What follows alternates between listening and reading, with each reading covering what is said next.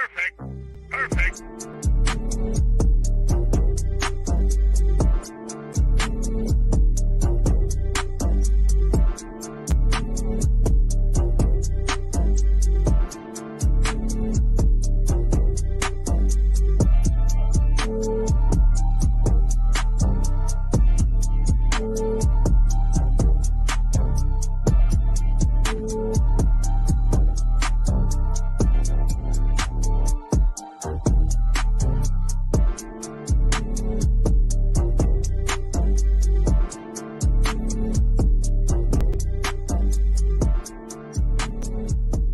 Welcome to Dirty Fanatics United. Falcon fans, Falcon Nation, you are watching Dirty Fanatics United on a Wednesday night at 5:40 in the afternoon. This is episode 70 coming at you live. As always, I'm your host, Philip, Cody, my co-host. If you are new to the channel, hit the subscribe button, leave a like. If you want to talk Falcon football, leave a comment. This is your boys, Dirty Fanatics United. Philip, Cody, what's going on, man? Special guest in the building tonight, people. Special guest, so be sure to stick around. Philip, Cody, what's going on?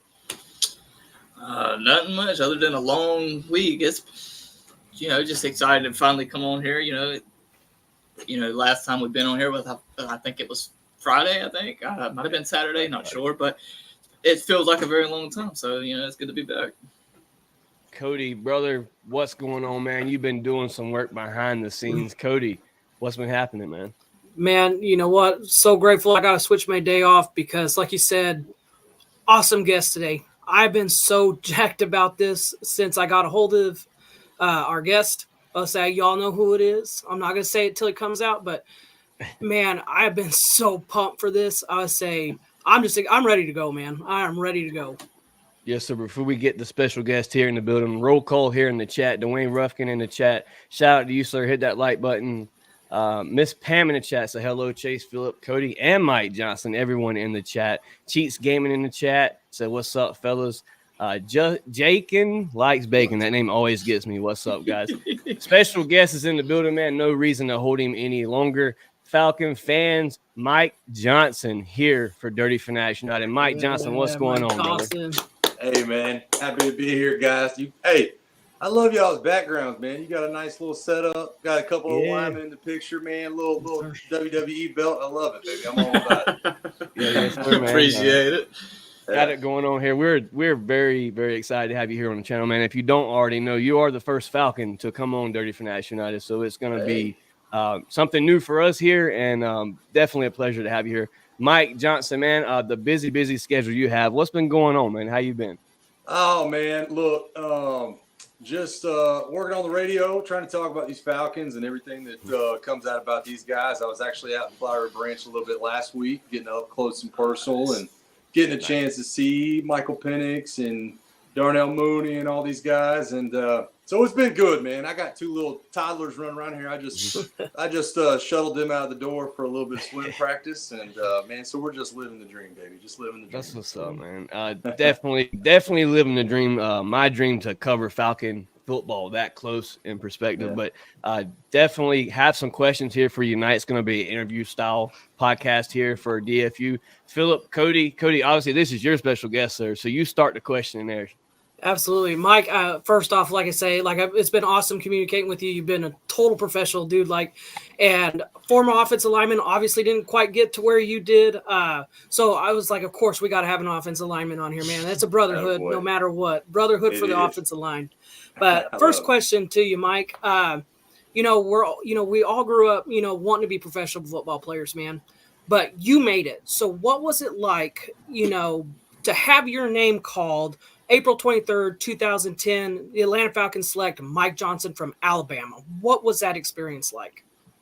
Yeah, man, it was obviously a blessing. I mean, I think that would be a slam dunk to just come on here and say, well, it's a blessing. But I was living in quite the whirlwind at the time. And honestly, it seemed like it's kind of cliche to say, but greatest days of your life just kept coming, right? I mean, I think December of that year we beat Tim Tebow and the Florida Gators. That previous 2009, and that was like, man, it's the greatest day ever. And then we go to Pasadena and we beat Texas, win the Rose Bowl. I was named an All-American. I went through the whole gauntlet, the Senior Bowl, the Combine, and everything. So it was a whirlwind. I think that's the best way to kind of put it. It was I had a visit to Flowery Branch, and anybody that's ever been around that complex, we stayed the night before over at Lake Lanier Islands Resort. Yep. Right. They flew us the night before. I was with a college teammate of mine, Rolando McClain. And the Falcons had, I want to say, the 16th pick overall, and he was a projected top 10. We were curious what the outlook was for him in the Falcons uniform, but they wanted to fly him in as a possible first round pick. That pick ended up going to Sean Weatherspoon because Rolando McClain ended up going a little bit earlier than that. But it was just a whirlwind. I was happy to stay in the Southeast. I was born and raised in Pensacola, Florida. I went to college in Tuscaloosa, so just going 3.5 hours away from there was nice to say. I'm not gonna lie to y'all, man. Denver was a possibility. The Patriots were a possibility. Oof. Seattle was a possibility. I was like, dude, I ain't ready to play in no snow. So just having that. I was actually the final pick of Friday night. Right. So honestly, at that point, I had a third to fifth round grade, and that was the very final pick of the third round. So I thought, okay, we'll wait till tomorrow, till the fourth, and see what happens. And I was the very final pick. I was already literally starting to clean up the snacks and things around me at my house. And then my phone started ringing with a 770 number, man. So getting to talk to Mr. Blank, it was a blessing. It really was. Mr. Blank, man, definitely a guy of character. Mr. Blank, everybody here on this channel could agree to that. Mr. Blank is the man. Philip, question number 2 here for the man, Mike Johnson himself. Take it away, brother. Of course, being a big fan of certain players like, Matt Ryan, Roddy White, and then also like Todd McClure. What was it like playing with those guys?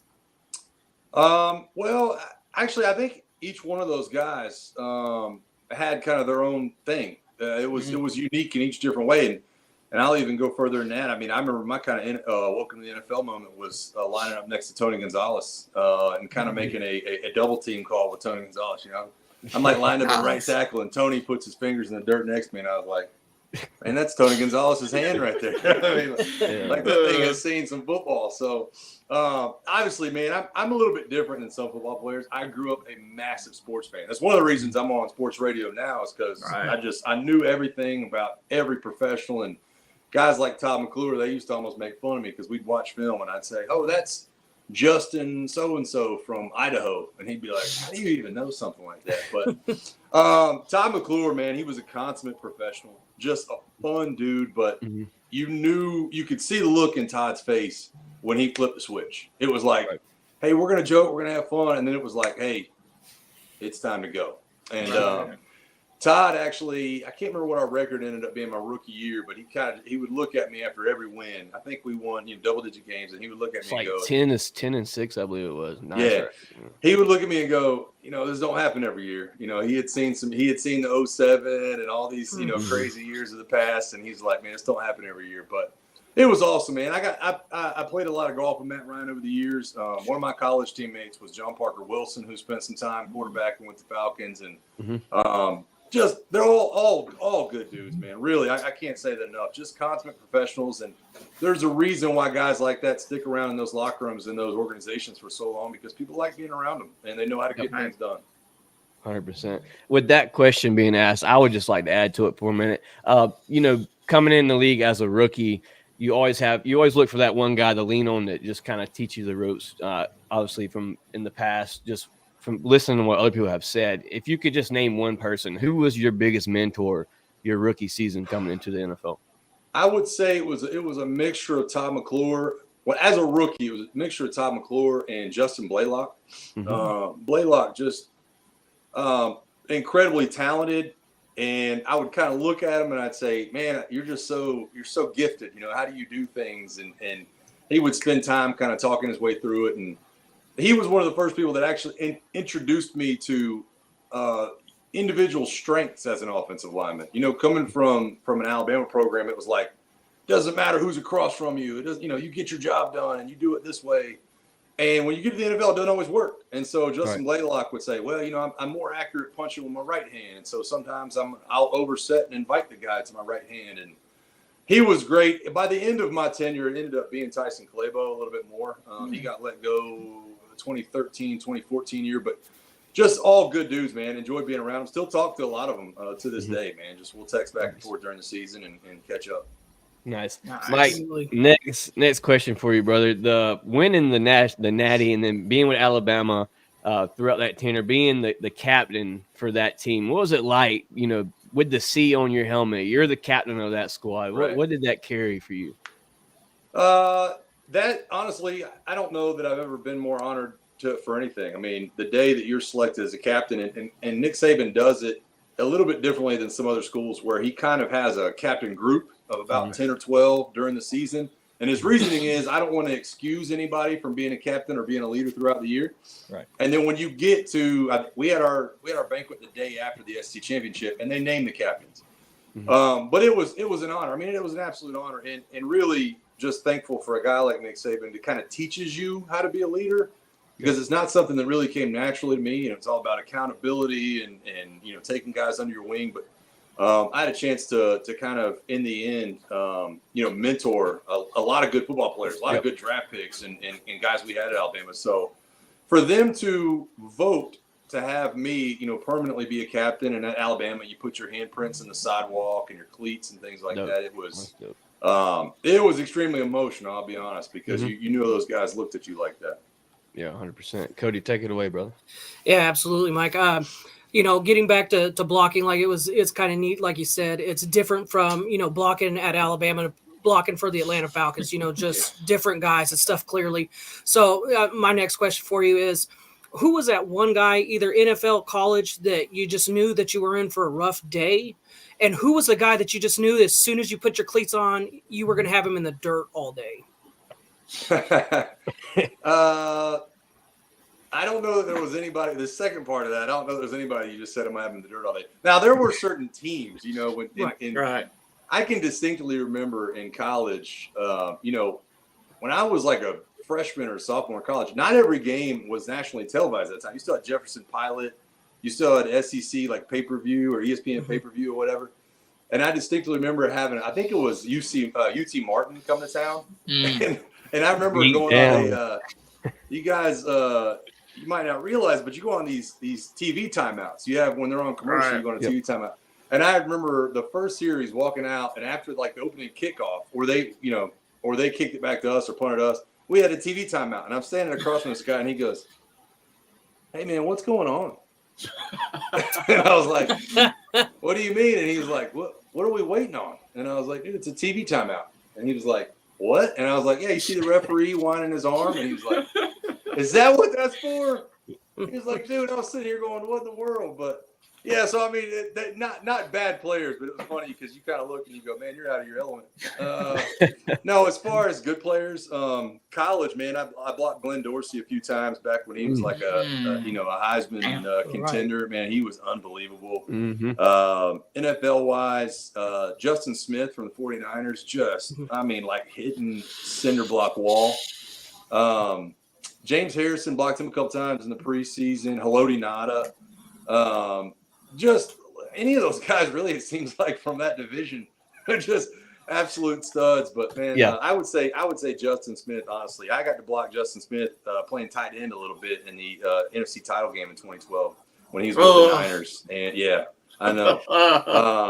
But I mean, it was like hitting a tree stump, man. Hitting him, and so he was a good player, heck of a player. Hey, look, Mike is yours, brother. Yes, sir. Playing for, the most winning coach as of right now in our franchise, which is Mike Smith.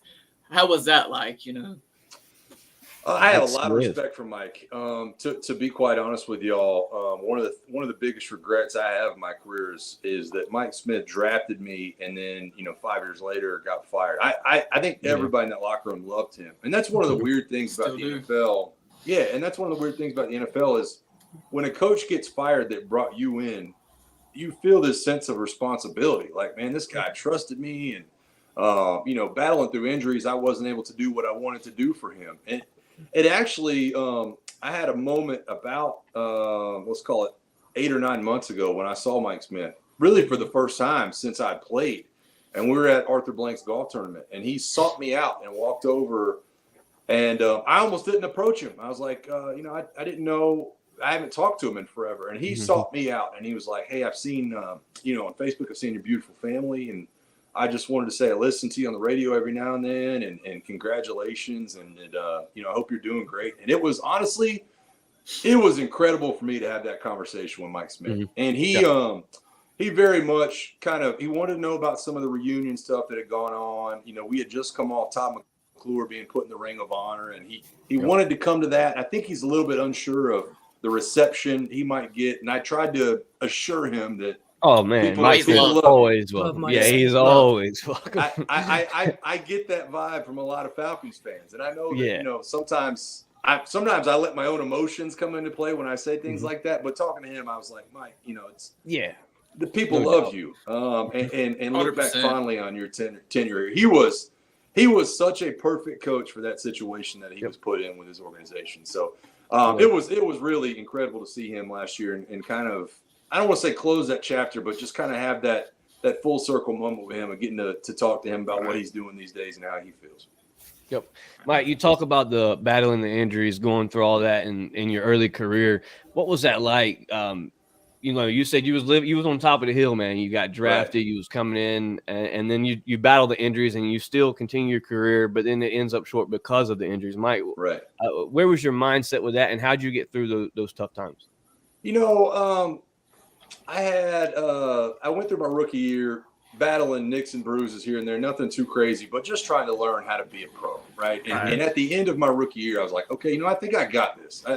I'm starting to learn kind of the ins and the outs. I remember going one-on-ones and really having a couple good days against, Pray Jerry and Vance Walker and guys like that. And so my second year started, I ended up having what's called a Liz Frank on my left foot, and which is a pretty bad injury, can career ender, for a lot of people.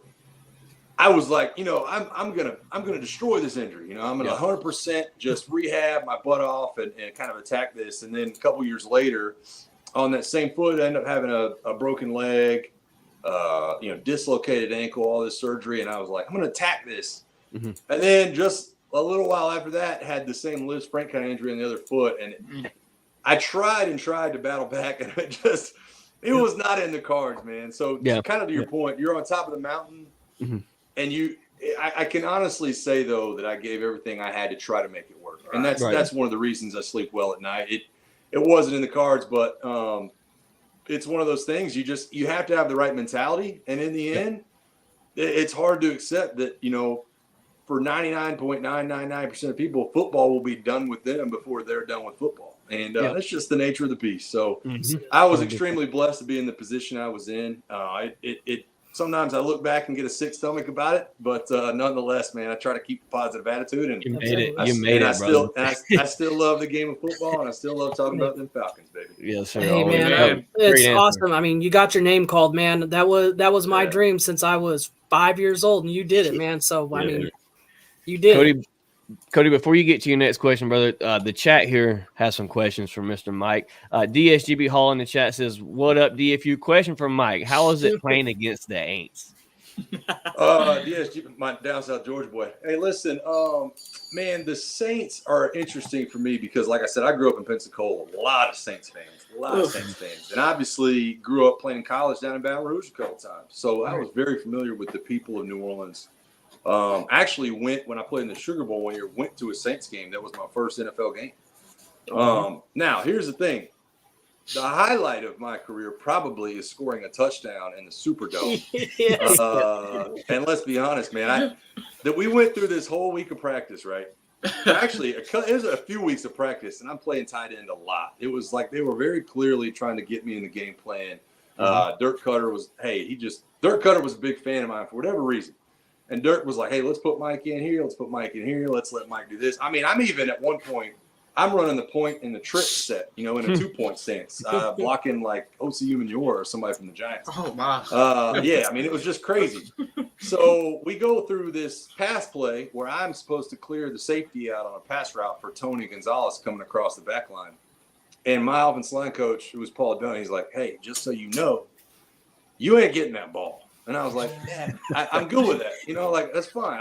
I think it's just cool that I'm out on a pass route." Yeah.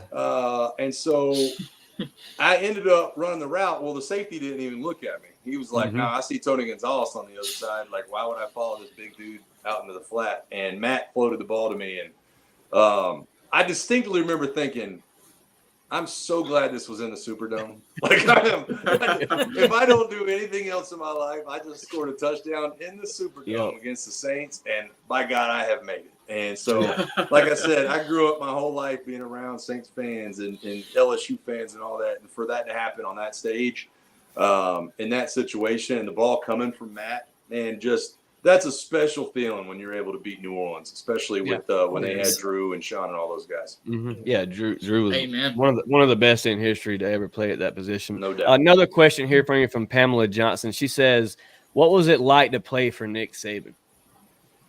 Oh man, an absolute blessing, to be honest with you. I know that he's kind of a polarizing figure, or was in the past. And I know that. Look, man, I am a guy in Atlanta that does radio, and I know I talk to Georgia fans 9 times out of 10 when I turn on that microphone. So I got to be a little bit easy about talking about Nick Saban a lot of times, but it was an absolute blessing, man. Yeah, I mean, look, and I actually talked to Randy McMichael, who you guys know he's a former Georgia tight end that works with me. And he and I did a couple shows together a few months back, and he actually played for Coach Saban in Miami. And I just asked him, I said, hey, what was it like on your end playing for Miami, for Nick Saban in the NFL? And he said, man, it was a blessing. It was an absolute blessing. He's just he's just the kind of guy that is so good at telling you exactly what you need to do at all times. I mean, there is no gray area. And when you mess something up and you're watching film and you're not doing things right or something didn't work, he can point to exactly why it didn't work. Offense, defense, kicking. He even had us film during off-season conditioning. He would be filming you going, hey, you didn't make your time. You didn't make your time right there. And, you should have stood up straight behind the end line or sprinted through, just crazy. So it is a blessing, man. He taught so many lessons about looking in the mirror and having accountability, self-accountability that I can't even put it into a volume. I still carry it with me to this day, and I'll plan on passing it on to my kids. Nice. Cody, take it away, brother. Yeah, so I guess my next question's what is your so obviously you had the touchdown catch against the Saints, which is puts a smile on my face. That's why I remember that play. I remember thinking, no way, an offensive lineman touchdown against the Saints. How debilitating is that for New Orleans? So Mike, awesome. So is that your favorite memory being a Falcon, or do you have another memory that really stands out to you? Either your first game putting on the uniform and the helmet, or what would that be? On the field, that's pretty far up there. I will say the first time I put on the uniform, I didn't dress out, I think, for the first couple of weeks my rookie year. And I ended up putting on the uniform at some point. I don't even know. But I remember they put me on the wedge on kickoff, which is not that fun. But I remember standing in the middle of Georgia Dome, and I'm at like the 30-yard line or whatever it is, or maybe it was the 20. And seeing the towels, kind of going and the flags and everything else and thinking, this is incredible. I distinctly remember that feeling of lining up and getting ready to run backwards on the kickoff and kind of counting out my guy on the kickoff cover team. And I think we were actually playing Carolina, if I'm not mistaken. And I was thinking to myself, man, this is just incredible. So good memories on the field. As far as just any memories at all, man, I do remember the first time going out and getting a beer with the veteran players. We were celebrating somebody's birthday. Nice. And that was really cool, actually, because like I said, I was a big sports fan. So to be able to sit around and chop it up with Matt, Tony, Roddy, guys like that, it was kind of surreal for a little bit. You're like, man, I don't want to be that guy to ask a bunch of stories, but man, you guys got a lot of stories, So I had to put the rookie fanboy hat down and just be a cool teammate. But man, some cool memories for sure. Nice. Philip, go ahead, brother. You lived the dream of being the player. Tell me what it was like from going from the player to the one speaking about the players, like on the radio and everything, covering everything. Funny story about that, man. I actually, the first thing I wanted to do when I got out of football was do radio. It was the only thing I wanted to do. So I took a job. I actually did some work with Brian Finneran, and he's one of the reasons I got into it. And I worked for free for like a year. I was like, I'll do whatever I can do to be able to kick in this door. And I ran into kind of a brick wall. I worked guys at Dog Nation, SEC Country for a little bit, and that ended up shutting down. I worked for another radio station out of Florida that ended up shutting down. I worked for the AAF, the Alliance League, Birmingham Iron Atlanta Legends, and that ended up shutting down. So I got to a point in my life where I was like, man, I really want to get married and have a family and do all those things. So I went back to school to get my master's degree, and I wanted to be around the game, so I ended up coaching for a little bit. And nice. I got a text message, or maybe it was an email one day from the people at 92.9, and they were like, hey, we're looking for somebody to do game day coverage. And I was like, nice. Oh my God, that sounds awesome. Like I do this to myself on Sunday in front of my TV. Like, are you kidding me? I'd love to talk about it. And that all kind of circled back into a job actually on the morning show, and just kind of everything hit at the right time. But guys, I say it all the time when I'm doing radio. I am living the absolute dream. I mean, living the absolute dream. I love being on radio. I'm a morning person. I love waking up and having the microphone on at 6 a.m. and telling people why I think Michael Harris is in a slump at the plate, and why Desmond Ritter didn't get to his second read in the flat, and what do they need to do with Trae Young? I mean, I love it all, man. Well, how long is Yorgos Yakimakis going to be with United? I love it all, man. I am living the absolute dream, and I couldn't be more thankful for where I get to sit every morning. So it's an absolute blessing. Man, and I tell you what, it's a pleasure listening to you every morning on the way to work, Mike. I'll say Mike's Mafia. By the way, Mike's Mafia for life, buddy. Oh, hey, for life. Hey, I love it, man. Hey, sit down, bro. Question for you of this era of the Atlanta Falcons. Obviously, you cover them pretty close. You were just at Flowery Branch watching them. Who do you think could be that standout player this year? Maybe a player that's on a contract year, maybe Kyle Pitts, a.k.a., or maybe Drake London or Bijan. Who could be that standout player in this new scene for Zach? I will say I saw a couple people that looked really good and really in shape. I'm not going to guess what Kyle Pitts is going to do. And honestly, I had personally had my ups and downs watching Kyle Pitts last year, because he looked a little bit reserved sometimes when they asked him to do tight end type thing, right? And so I would, being an offensive lineman, I'm looking at it going, come on, dude, come on. Yeah. Hey. But when I got out of practice last week, I'll give you all a couple names. First of all, DeMarco Hellams looked like a statue. He looked like an absolute statue, man. I looked at him, and he's wearing like long sleeves, and his triceps are like bulging out of these long sleeves. Look awesome.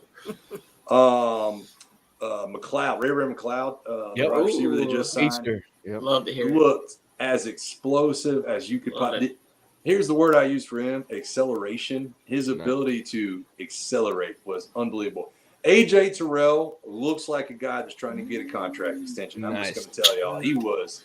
It was funny because I went into this drill watching Kirk and Michael Penix and everybody else, and by the end of the drill, I came out not being able to look away from AJ Terrell. I was like, dude, he is all love to hear that, all over the place. And then the final one, dude, just Bijan. Honestly, he looks a little thicker. Yeah, man, I love it. I love it. He looks a little thicker than he probably did as a rookie, and I mean like in the legs. He looks Phillip, you've seen it. We've seen it in Savannah. He was, he looks like he's been doing squats every 2 days for the last 6 months, baby. I mean, he looked good. So those guys, man, those are guys that really jumped out to me at practice. There was other guys that, were performing well, but just the eye test, I was like, oh, baby, these guys look like they're ready to go. Love to hear that. Speaking on AJ Terrell, cornerback too, a big looming spot. Everybody's speaking on it. What could expect there? Is Clark Phillips really battling for that spot, or could it be one of these veteran guys that we brought in? My money's going to be on Clark Phillips. And Love I to think hear that, it. yeah. And honestly, laying eyes on him, he's just such a competitor, dude. I mean, for every physical limitation that he has, it always comes back to the only downside people can say about him is that he's smaller, you know. And I think that honestly, I think that Raheem and Jimmy Lake and those guys look at that and they look at him compete. I was not that impressed with him in like his first action last year as a starter, but man, in like the fourth and fifth games he played and played big roles. I mean, he's coming up and run support, thumping people. Really got physical with Mike Evans towards the end of the year in that game. Just awesome to see, man. He was. I think he's a guy that there's other options. Don't get me wrong. I mean, when you look around at some of the other people that have been around with the Hugheses of the world and the Alfords and things like that, but my money's going to be on Clark Phillips until he shows me he's not ready. Cool. Right, Cool. I love to hear that. That's where we've been leaning. We've talked about it on our previous shows. Clark Phillips is who we've expected to be cornerback too. Cody, I believe we got two more questions here for the man, Mike Johnson. One more. Yep. Cody, take it away, brother. Yeah, Mike, I would say so. Like with Coach Rock coming in, new team, not really new team, but new attitude, not really a rebuild, but I hate using the word retailing, but more of that. Like he's bringing a different energy, man. But it feels like that 2016 team with the brotherhood, but it's got Raheem's spin on it. So my question is, where do you think the Falcons finish in the NFC South? With the talent that you have seen, what do you think the record's going to be? And does this team have the talent to make a deep playoff push, even possible Super Bowl push, or at least an appearance or close to an NFC championship game?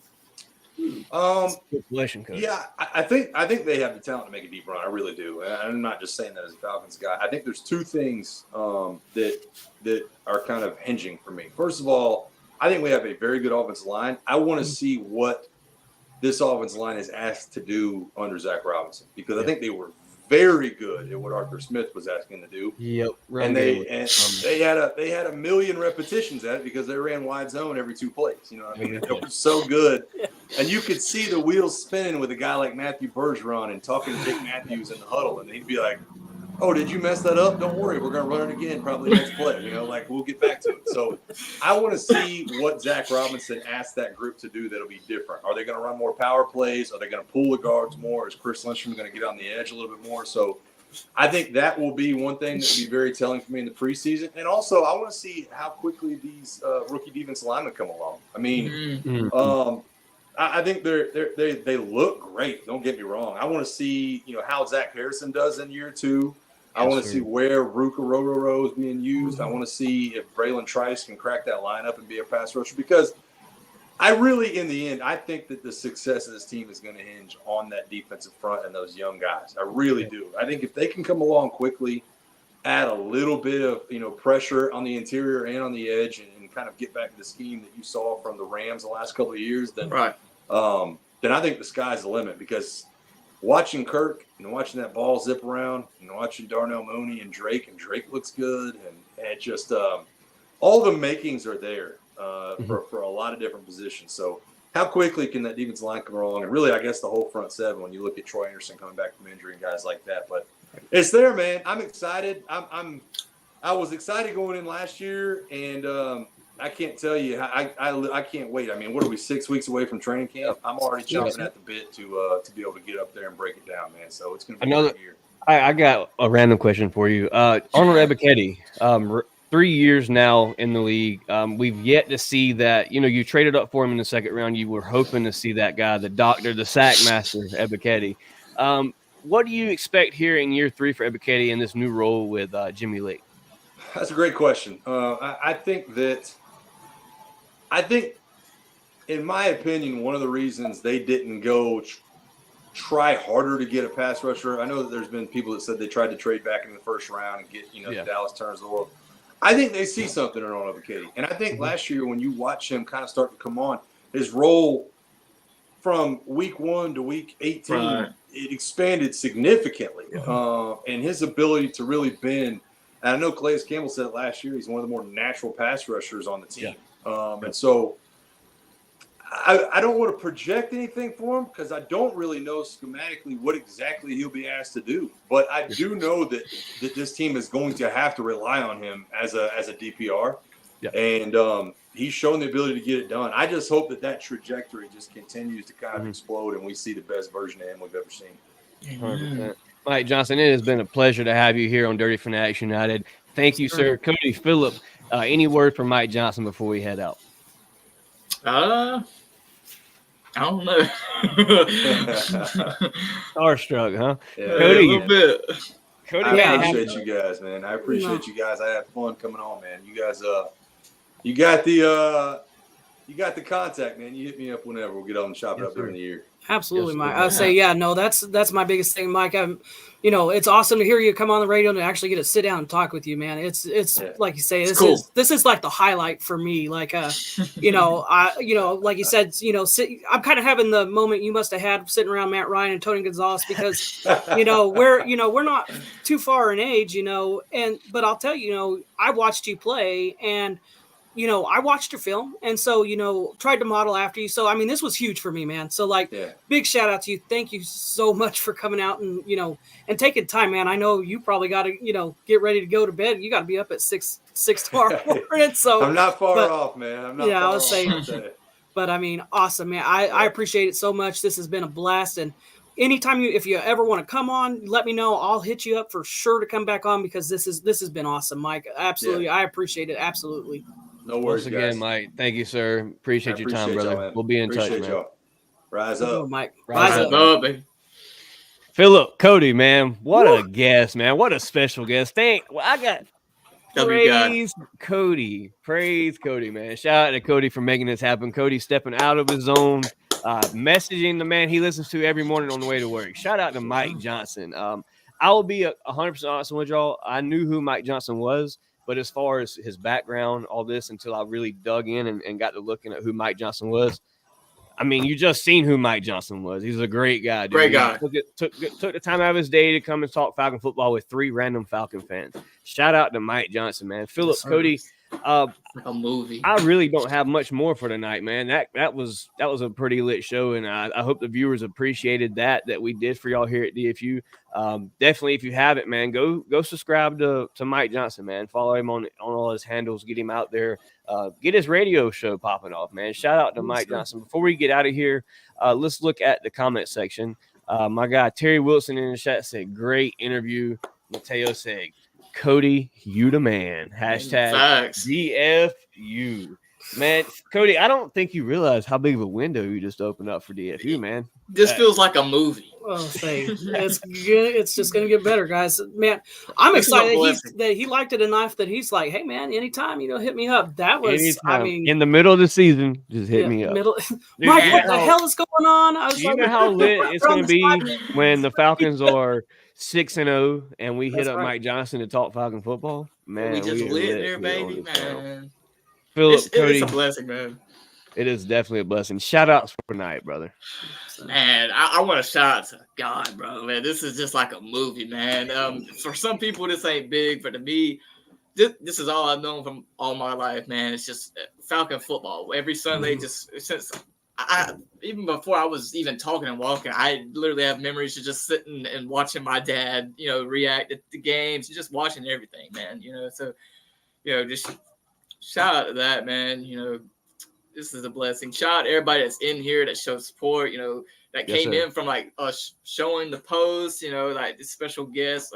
We are trying to get more special guests, but that is in due time. We'll share that for another time. But shout out to y'all, man. And as always, man, rise up. Yes, sir. Cody, shout outs for tonight, brother. Dude. Big shout out to Mike Johnson, man. Like I've got such a smile on my face and on my heart, dude. like that was the hardest I've ever had to not geek out on, because man, he, even though his career was cut short because of injury, man, he got to live the dream. He got to have his name called. Sheesh. Mateo said you're going to pull Matt Ryan next. I hope so. The only thing we doing around here, Matt Ryan, is signed autographs. All right. I ain't gonna lie to you. If we pull Matt, I'm not talking the whole show. I'm gonna stutter, bro. That is my dog, bro. Absolutely, man. I would say, but big shout out to Mike. I mean, that's just awesome. I'm so excited, guys. But yeah, go follow him, guys. Go listen to him on 92.9 The Game. He's a great listen. It's an easy ride into work. Follow him. I mean, he did something big for us. So, I want, everybody that can or isn't already follow him, go push Mike Johnson. Mike Johnson is an awesome dude for him to come and take his time and come do this. But shout out to you guys for coming on a Wednesday, man. It's not, I'm sure it was a little weird for everybody to see a little pop go off Wednesday night, but thank you all for coming and watching. I'm glad that you got that. Man, it was just this one was special. I would say absolutely special. But shout out to the viewers, shout out to you guys for coming on and doing this. And again, thank you again, Mike Johnson, for coming on and doing Falcon football with us. Facts.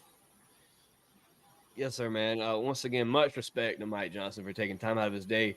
I want to give a shout out to my co-hosts, Philip and Cody, for being the diehard Falcon fans they are here for DFU. Big shout out to my guy, Cody, for making this whole thing happen, man. We told you, ride with DFU. Just ride with DFU. We're going to get somebody here on the channel for you. And guess what? Mike Johnson was just in the house, man. Shout out to Mike Johnson once again. Probably his number one fan now. I'm not even going to lie. Shout out to Mike Johnson, man. Yeah. Shout out to the Falcon fans that tune in, like you and Cody said. We appreciate y'all, man. Without y'all, we don't have a podcast. None of this is possible.